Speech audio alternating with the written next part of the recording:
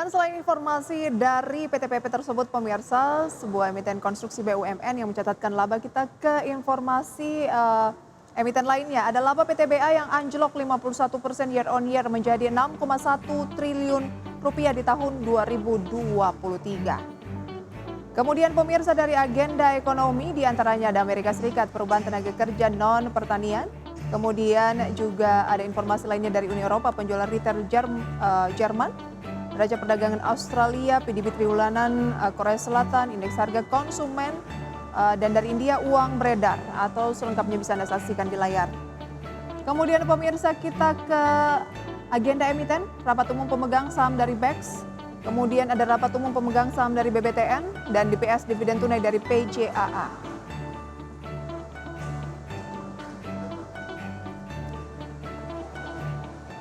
Dan update dari Bursa Asia pada pagi hari ini, setelah bursa global khususnya Amerika Serikat dan Eropa terpantau melemah, kita lihat Nikkei Jepang juga turun 0,38%, Shanghai Singapura naik 0,42%, Kospi Korea Selatan turun 0,26%, Hang Seng Hong Kong juga turun 2,61%. Mayoritas bergerak di teritori negatif kecuali Bursa Singapura. Dan pemirsa, prospek pemotongan suku bunga Amerika Serikat meningkat, emas mencetak rekor tertinggi.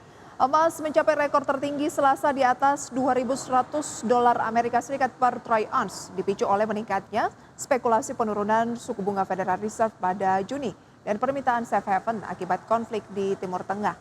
Harga emas spot menguat 0,8% menjadi 2.132 dolar Amerika Serikat per troy ounce pada pukul 2:13 waktu Indonesia Barat, setelah menyentuh rekor di 2.141 dolar Amerika Serikat per troy ounce di awal sesi.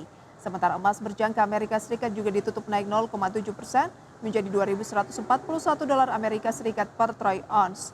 Emas terakhir kali mencapai rekor tertinggi pada Desember lalu di kisaran 2.135 dolar Amerika Serikat per troy ounce. Alasan utamanya adalah pasar semakin percaya bahwa penurunan suku bunga The Fed akan segera terjadi. Emas sering digunakan sebagai lindung nilai yang aman selama masa ketidakpastian politik dan keuangan melambung lebih dari 300 dolar Amerika Serikat sejak dimulainya perang Israel dan Hamas. Testimoni Chairman Fed Jerome Powell di depan Kongres pada Rabu dan Kamis akan dicermati untuk mendapatkan kejelasan lebih lanjut mengenai jalur suku bunga Amerika Serikat. Rilis ekonomi utama Amerika berikutnya adalah laporan ketenagakerjaan periode Februari yang akan dirilis pada Jumat ini. Trader saat ini melihat peluang 70% bahwa The Fed akan memulai menurunkan suku bunga pada bulan Juni tahun ini.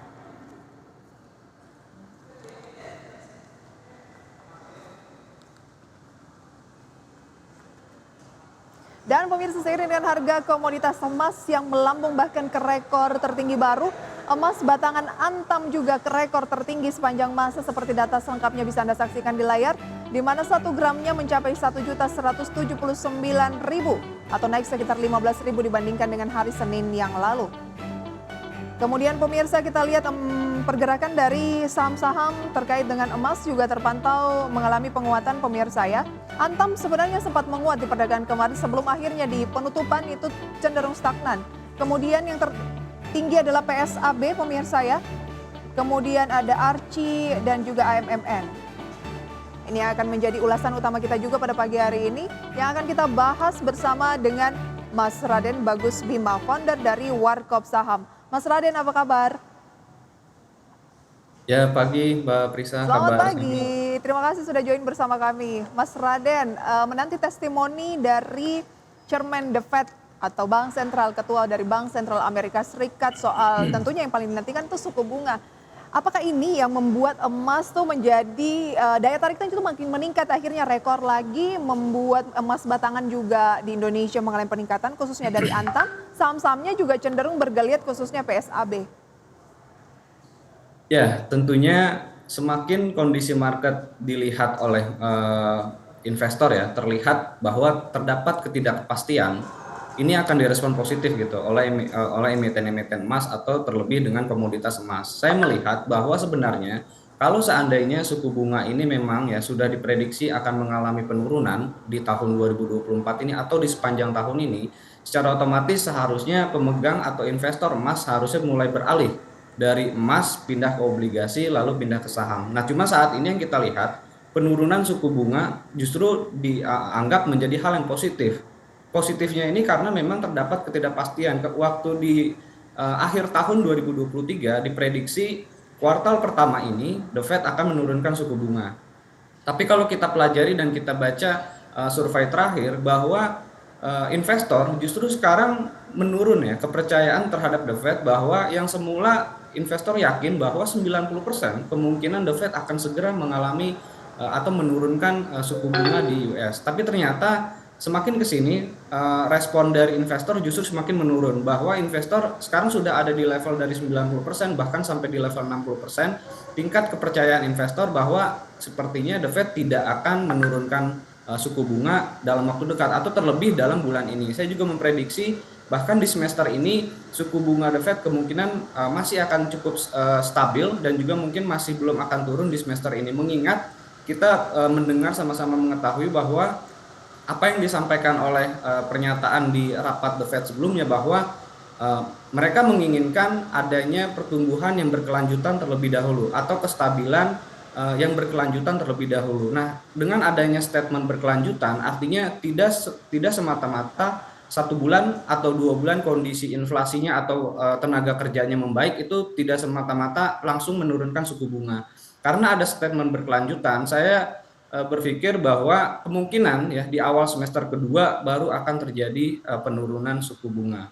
Oke, di awal semester kedua berarti bulan Juli, 1 bulan mundur dibandingkan dengan konsensus yang memperkirakan 70% itu ya di bulan Juni, akhir semester 1.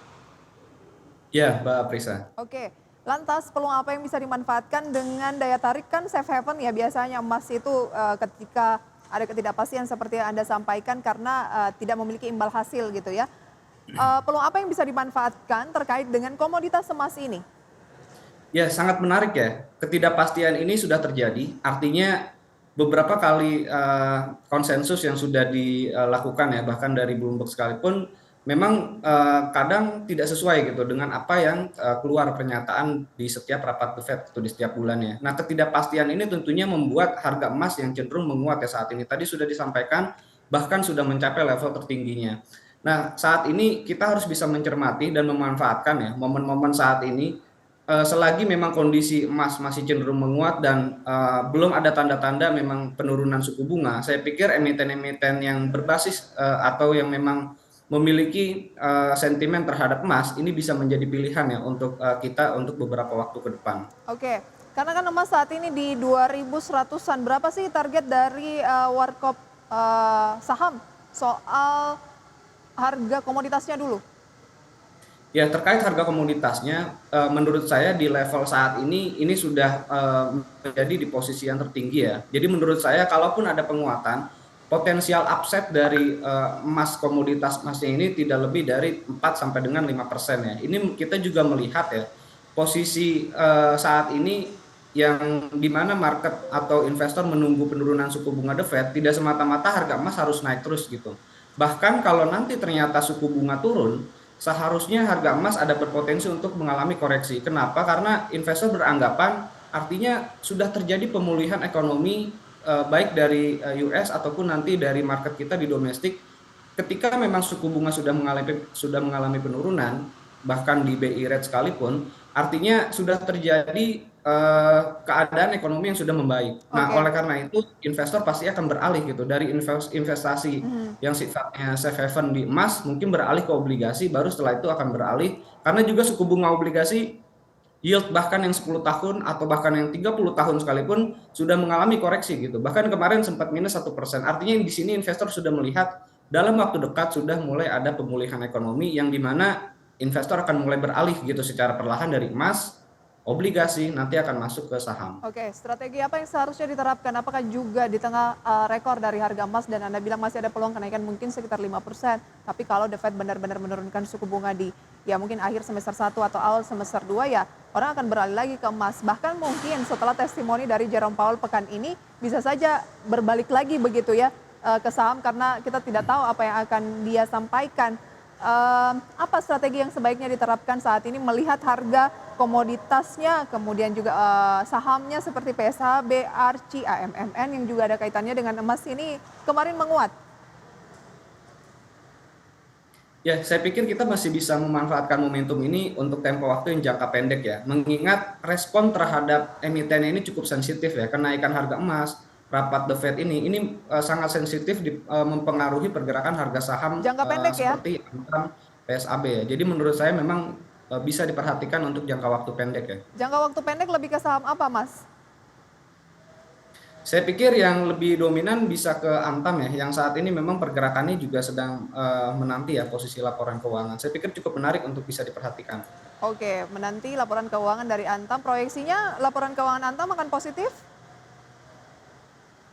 Kalau kita lihat dari pergerakan harga sahamnya ya, sepertinya memang kondisinya tentunya tidak seperti yang diharapkan di market ya untuk posisi laporan keuangannya. Cuman memang kita lihat nih, kalau memang ternyata market sudah merespon negatif lebih dulu ya sebelum laporan keuangannya rilis, ini juga bisa menjadi hal positif. Kita nanti juga akan melihat seperti yang terjadi di PTBA.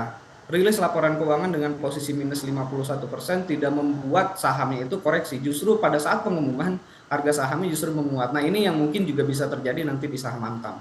Oke, hal itu yang mungkin akan terjadi di Antam begitu ya, melihat PTBA kan laba bersihnya ambles 51%, sekaligus menjawab kenapa PTBA kok kemarin malah menguat gitu. Nanti akan kita bahas lebih jauh juga mengenai rekomendasi saham pilihan usai jeda pemirsa, tetaplah di segmen Market Pass.